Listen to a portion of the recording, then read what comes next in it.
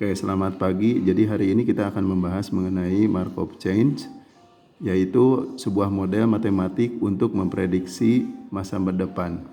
Nah, model yang kita gunakan adalah model matematis, yang kita pakai adalah matriks.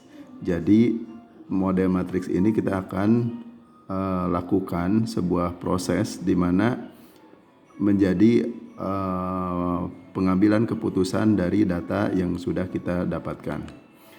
Sebelum kita masuk ke konten, kita punya capaian pembelajaran, yaitu mahasiswa mampu mengidentifikasi permasalahan dinamis dari data masa lalu. Kemudian mahasiswa mampu menggunakan teknik pengambilan keputusan dengan Markov Chain. Kemudian yang ketiga, mahasiswa mampu mengambil keputusan dari proses Markov. Lalu untuk definisinya kita punya penjelasan bahwa Markov Chain merupakan proses pengambilan keputusan melalui model matematis dengan melalui matriks dari data masa lalu yang dinamis untuk keputusan di masa depan. Yang jadi fungsi tujuannya adalah kita memaksimalkan keuntungan dan pendapatan. Kemudian kasus-kasus yang kita gunakan itu bisa banyak hal.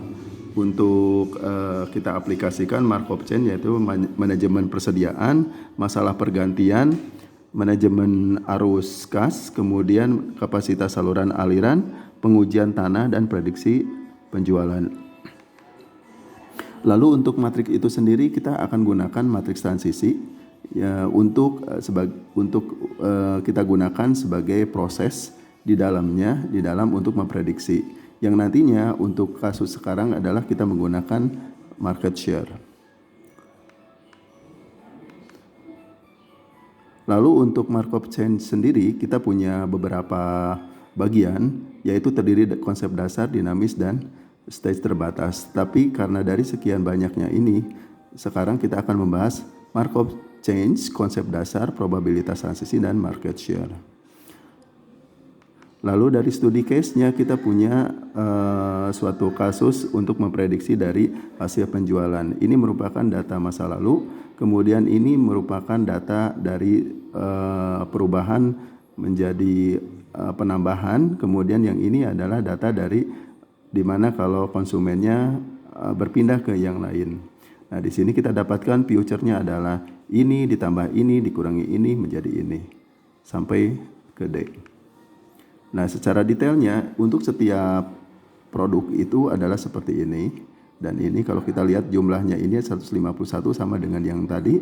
151 ini juga sama yang tadi dan ini juga sama. Lalu untuk matriks pengurangan kita punya, karena dari sisi ini merupakan konsumen yang kita pertahankan karena memang penambahan. Tetapi yang jadi persoalan adalah ini. Dan kita miliki matriks seperti ini, dan kita susun matriks transisinya adalah ini diperoleh dari ini dibagi ini diperoleh dari ini dan dibagi ini, ya, dan sampai berikutnya sehingga diperoleh seperti ini.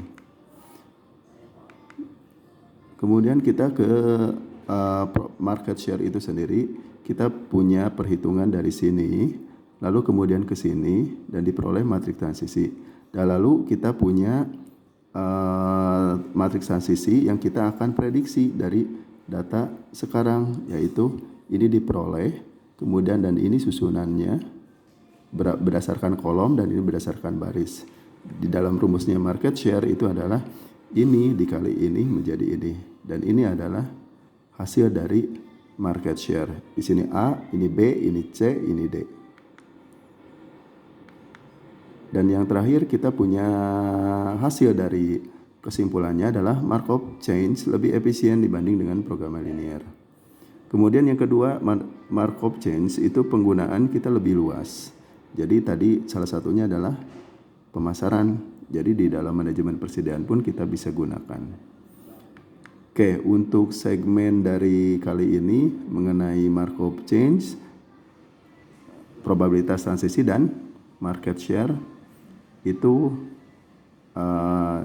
jadi segmen di sini.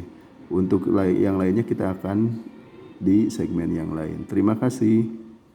Selamat pagi.